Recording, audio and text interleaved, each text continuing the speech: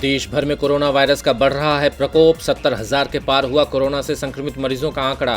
2300 के करीब पहुंची मृतकों की संख्या। अब तक करीब 24,000 से ज्यादा लोगों को किया गया है ठीक।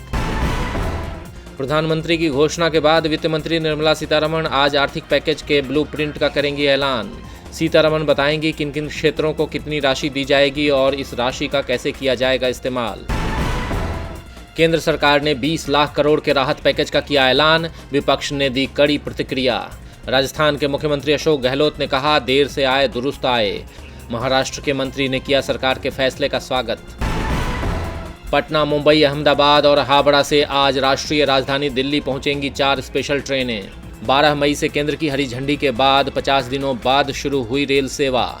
15 स्पेशल ट्रेनों के साथ शुरू हुआ है संचालन। पंजाब में शराब बिक्री को लेकर शुरू हुई बहस में मुख्य सचिव करण अवतार सिंह पर गिरी गाज। अवतार सिंह से वापस लिया गया आबकारी विभाग। अब ए वेणु प्रसाद होंगे विभाग के नए चीफ। छत्तीसगढ़ में आज होगी भूपेश कैबिनेट की बैठक में कोरोना संकट को लेकर आगे की रणनीति पर होगी चर्चा। आर्थिक गतिविधियों को दोबारा शुरू करने पर किया जाएगा विचार। हिमाचल कैबिनेट की बैठक आज। एपीएल के राशन की कटौती, बिजली बोर्ड और शिक्षा विभाग से संबंधित होंगे फैसले। मुख्यमंत्री जयराम ठाकुर की अध्यक्षता में 11 बजे से शुरू होगी बैठक। सुप्रीम कोर्ट में नया नियम होगा लागू। आज से एकल पीठ का किया जाएगा गठन, यानी अब एक जज भी कर सकेंगे सुनवाई। काम की रफ्तार बढ़ाने के चलते लिया गया है फैसला। पीएनबी घोटाले के आरोपी नीरव मोदी के वकील ने 5 दिवसीय प्रत्यर्पण ट्रायल के दौरान रखा अपना पक्ष।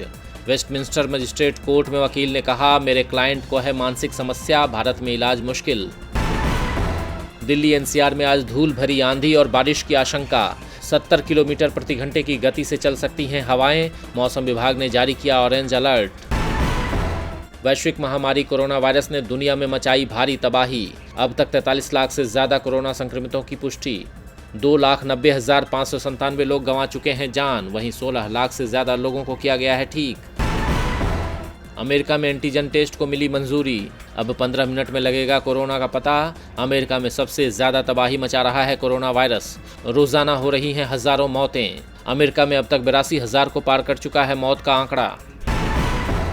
कोरोना वायरस के कहर के बीच लॉकडाउन से बाहर निकला न्यूजीलैंड। अर्थव्यवस्था को पटरी पर लाने की कोशिश हुई शुरू। कल से देश में खुल जाएंगे मॉल, सिनेमा हॉल, कैफे और जिम। चीन को अब कोरोना वायरस के वापस आने का सता रहा है डर। सरकार ने लिया फैसला, वुहान की पूरी 11 मिलियन की आबादी का फिर से होगा कोविड-19 टेस्ट। भूकंप के झटकों से कांपा भारत का पड़ोसी देश नेपाल। दोलखा जिले में महसूस किए गए झटके। रिक्टर स्केल पर 5.3 मापी गई भूकंप की तीव्रता। जान माल के नुकसान की खबर नहीं। मोदी सरकार ने नहीं जारी किया अप्रैल की महंगाई दर का आंकड़ा। लॉकडाउन बना कारण। एनएसओ ने कहा, लॉकडाउन की वजह से कई सेक्टर्स पर अधिकारी कलेक्ट नहीं कर पाए आंकड़ा। लॉकडाउन के बीच लोगों के लिए आई राहत भरी खबर। सेबी के आदेश के बाद 3 लाख निवेशकों को पैसे लौटाएगी फ्रैंकलिन टेम्पल्टन। अप्रैल में निकासी के दबाव की वजह से कंपनी ने 6 डेट योजनाएं की थी बंद। देश में मजदूरों पर पड़ी सबसे ज्यादा लॉकडाउन की मार। देश भर में 70% मजदूर हुए बेरोजगार। अजीम प्रेमजी यूनिवर्सिटी और सिविल सोसाइटी ऑर्गेनाइजेशन के सर्वे में हुआ खुलासा। पेटीएम मनी ने अपने ऐप पर राष्ट्रीय पेंशन प्रणाली को जोड़ा। पेंशन कोष नियामक और विकास प्राधिकरण से मंजूरी मिलने के बाद लिया फैसला। कंपनी के बयान के मुताबिक इस सुविधा से निवेशकों को लाभ होने की उम्मीद। और हफ्ते के तीसरे कारोबारी दिन आर्थिक पैकेज की वजह से शेयर बाजार में आया उछाल।